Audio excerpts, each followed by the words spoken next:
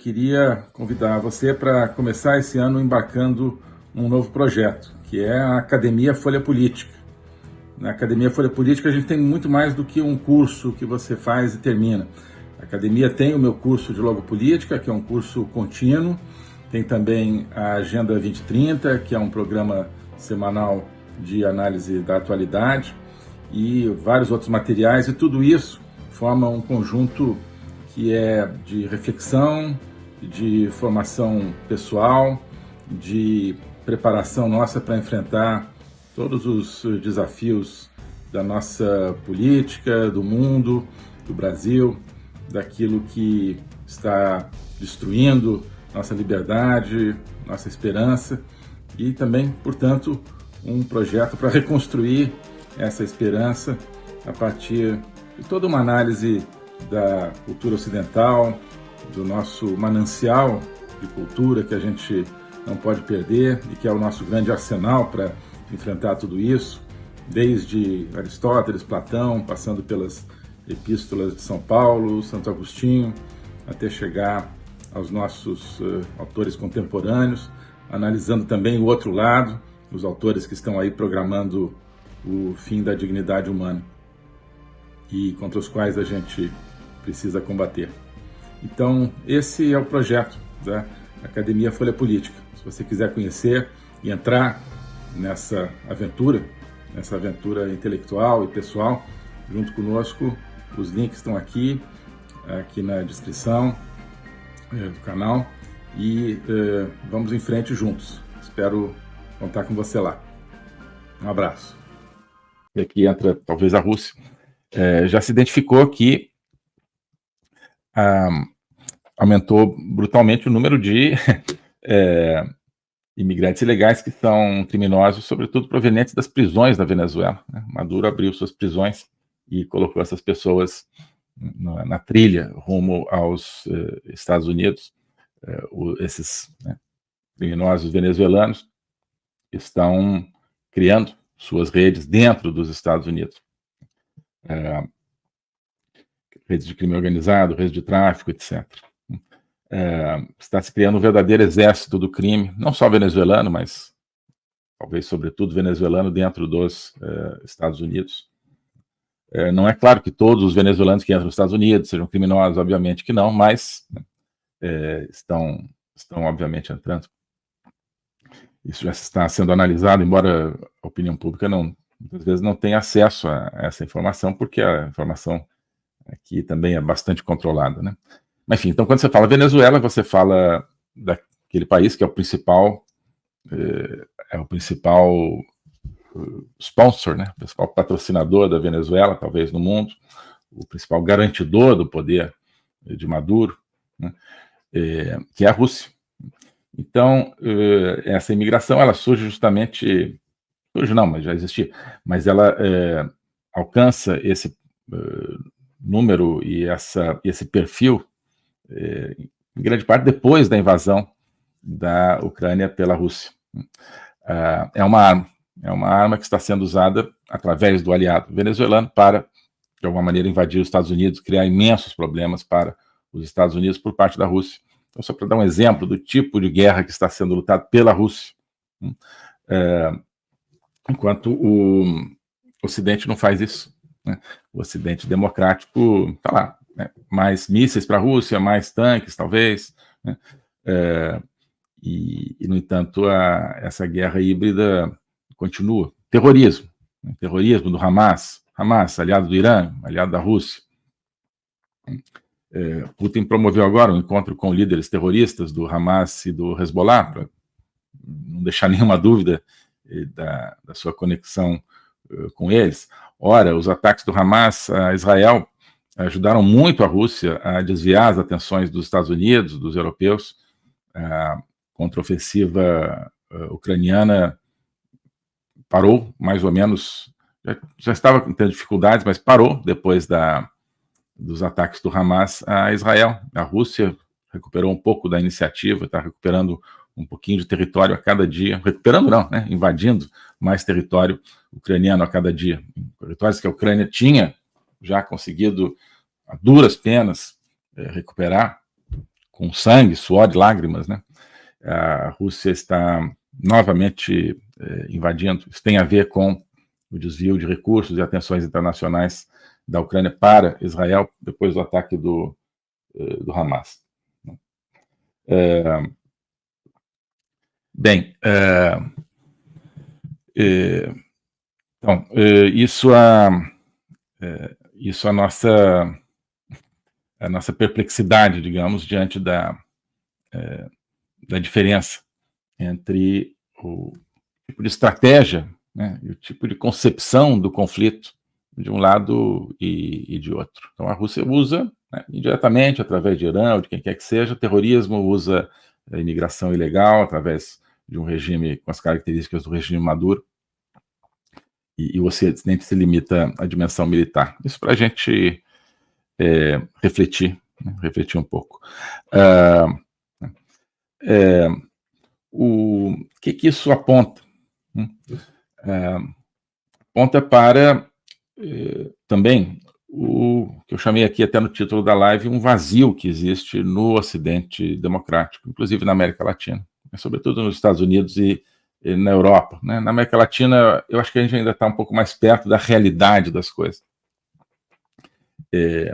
Esse vazio ainda não chegou tanto, mas nos Estados Unidos e na União Europeia, a falta de sentido da vida, né, que é o que está se impondo à sociedade, sobretudo aos jovens, né, crescendo com uma visão e uma inserção na vida que não tem praticamente nenhum componente de nação, nenhum componente de comunidade,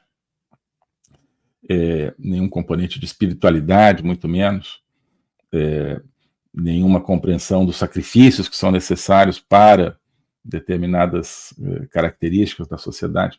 Tudo isso gera um tipo de sociedade humana que não é propensa à luta, que não é propensa a defender o que quer que seja que ela precisa defender contra os inimigos, quem quer que eles sejam.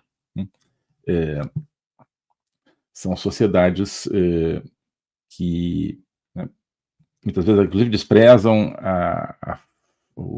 a função, o conceito da luta, o conceito do combate, e que se abriram a uma influência completamente desagregadora de correntes de pensamento, enfim, que não veio mais a identidade do ser humano, a identidade do indivíduo. Então, o ser humano não existe. O ser humano não tem características, as características são dadas exclusivamente pela sociedade. E quando você fala de um ser humano vazio, com as características dadas pela sociedade, esse vazio é preenchido, né, no fundo, por quem está no poder, né? Porque a sociedade é que determina o gênero, a sociedade é que determina né, o conteúdo da sua consciência. Então, quem domina a sociedade, né, quem domina os canais de comunicação, porque a sociedade não age diretamente em você. A sociedade, cadê? O que há são os canais de comunicação, tudo aquilo que a gente recebe de alguma maneira. Então, quem controla esses canais de comunicação vai determinar a sua consciência, o seu gênero e a sua percepção das coisas. Então, esse é o tipo de Ocidente que hoje se coloca diante de uma ameaça que não é apenas militar, que a ameaça envolve tudo, envolve terrorismo, envolve economia, envolve alimentação. O alimento está sendo retirado da mesa das pessoas no Ocidente, a carne, por exemplo, mas não só a carne, as pessoas estão sendo forçadas a se alimentarem mal. É esse Ocidente, enfim, esse tipo de perigo ao qual um Ocidente de pessoas esvaziadas, pessoas sem identidade, tem que fazer frente. Bom, portanto, isso para nós refletirmos. Não temos resposta para o que pode ou não pode ser feito, mas essa guerra, enquanto continuar dessa maneira assimétrica, o Ocidente, a Ucrânia, não tem como ganhar, não tem como ganhar. A Rússia vai manobrar de uma maneira ou de outra, as potências totalitárias que estão junto com a Rússia vão manobrar de uma maneira ou de outra. O vazio existe também no Brasil, né? No caso do Brasil, é um vazio de esperança, um vazio de liberdade, obviamente, um vazio produzido por um regime cada vez mais tirânico. E esse regime tem ligações bastante evidentes e cada vez mais evidentes com a Rússia, portanto, com o projeto totalitário mundial. Vou só trazer aqui um elemento: importações de óleo diesel. O Brasil, até 2021, ano anterior à guerra da Ucrânia, importava da Rússia quantidades muito pequenas, ínfimas, de óleo diesel. Em 2022, importou um pouco mais, depois da ida do presidente Bolsonaro a Moscou, né? Enfim, subiu um pouco a importação de óleo diesel. A meu ver, foi uma opção equivocada, porque a questão dos fertilizantes é mais complicada do que normalmente se apresenta, mas fertilizante é uma coisa que a Rússia sempre exportou muito para o Brasil. O Brasil, né, dependia em parte das importações de fertilizantes da Rússia, e garantir essas importações, você pode argumentar que era importante. Mas o diesel, a Rússia não era um fornecedor importante. De repente, o Brasil começou a importar mais diesel da Rússia, justamente num ano em guerra, quando a Rússia estava sofrendo todo tipo de sanções de países que procuravam, com a dimensão financeira, defender a Ucrânia, além da dimensão bélica, né? Então, só retroagindo um pouco, o Ocidente está lutando só na dimensão militar. Não, também um pouquinho na dimensão financeira, ou bastante na dimensão financeira, embora menos do que poderia. Ainda assim, a perspectiva global e englobante e de conjunto do lado russo, do lado totalitário, é muito mais ampla do que a perspectiva ocidental, mesmo no terreno financeiro. Enfim. Mas o certo, então, é que já em 2022, a meu ver, infelizmente, o Brasil começou a contribuir um pouquinho através de importações de diesel para, no fundo, o esforço de guerra da Rússia. Agora, em 2023, né, primeiro ano do governo Lula, deste novo governo Lula, as importações brasileiras de diesel proveniente da Rússia subiram 6.000%, subiram 60 vezes, 6.000%, atingindo um total de 5 bilhões de dólares. Tá? Então, o que isso significa? Significa que no meio da guerra entre Ucrânia e Rússia, quando a Rússia está, né, querendo anexar o território da Ucrânia, destruir, no fundo, a soberania e a identidade da Ucrânia, o Brasil está fornecendo à Rússia 5 bilhões de dólares, no momento em que a Rússia sofre uma série de restrições na sua performance econômica, justamente para dificultar a sua performance na guerra.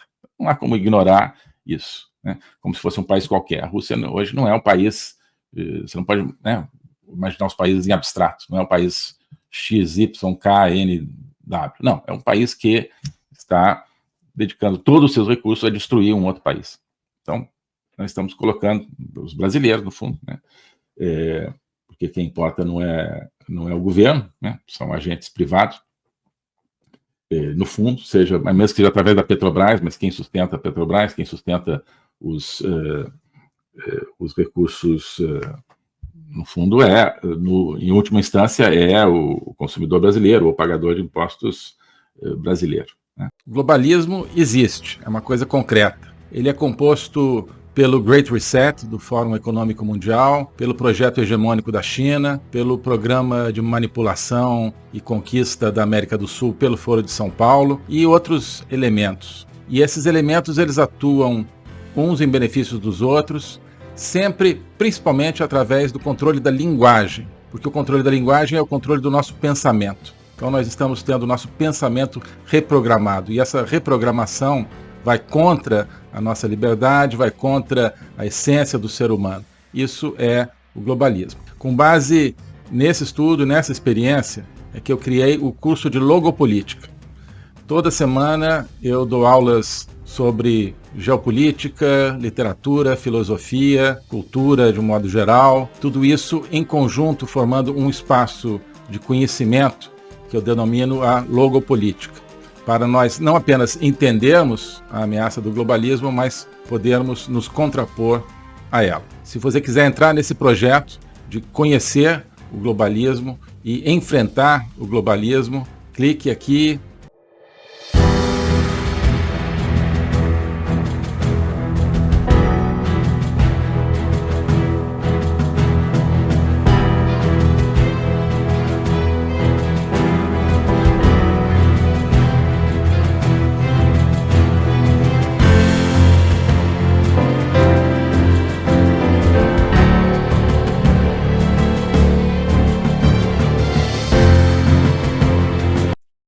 Alô a todos. Hoje eu gostaria de falar sobre o meu novo curso de Logopolítica, onde eu vou colocar a versão completa daquilo que eu tenho a ensinar sobre o globalismo. O globalismo nas suas múltiplas dimensões: geopolítica, econômica, social, cultural, filosófica, dimensões que só podem ser entendidas em conjunto, e que só podem ser entendidas em conjunto a partir de uma perspectiva logopolítica, ou seja, uma perspectiva do logos. Logos é a essência do ser humano.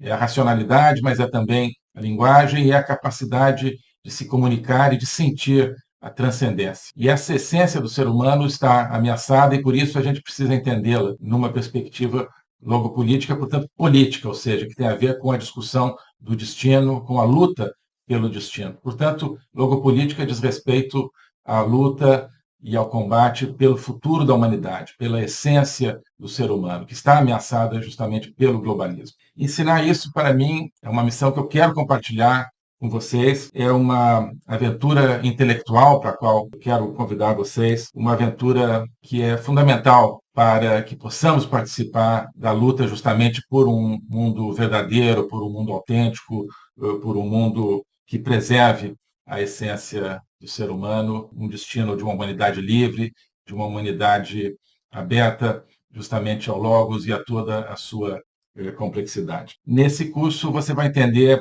esses grandes combates, quais são as ideias que estão por trás daquilo que ameaça essa essência do ser humano, as grandes ideias que estão se confrontando, quais são as ideias que precisam ser mobilizadas justamente para a defesa, para a preservação dessa nossa essência. Portanto, é preciso entender as discussões filosóficas que não são puramente abstratas, que têm a ver, que têm efeitos diretos na nossa vida diária. Então, quando nós vemos os fenômenos da inflação, da guerra, da carestia, de várias carências no mundo de hoje, nós estamos diante, no fundo, de processos que têm a ver com as ideias. São as ideias por trás desses processos que determinam a sua problemática. Então, essa concepção de um ser humano sem essência, sem transcendência, que nós vemos hoje na nossa sociedade, essa concepção é que tem consequências dramáticas, inclusive na nossa vida material. Atrás dessa concepção existe um projeto de controle total, um projeto totalitário,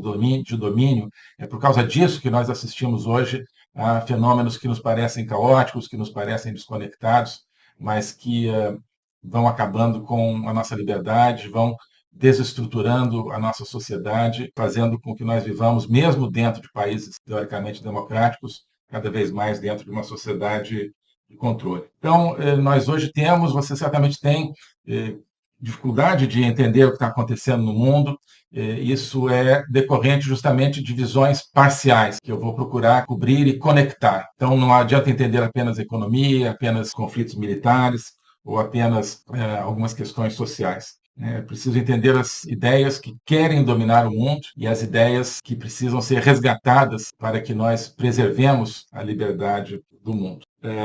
Então é isso que eu quero oferecer a você nesse curso de Logopolítica. Nós vamos estudar o conceito, a evolução, a manifestação do globalismo na história recente, sobretudo, mas ao longo de toda a história humana, as ideias atuais que conformam o globalismo, elas são muito antigas, assim como as ideias de defesa e preservação da essência do ser humano também são antigas. Então nós vamos lá atrás, nos gregos, nos pré-socráticos, Platão, Aristóteles, e vários outros autores ao longo da história, procurar entender tanto as ideias da defesa do logos, da defesa da essência do ser humano, quanto as ideias que hoje ameaçam tão fortemente e tão incisivamente a nossa liberdade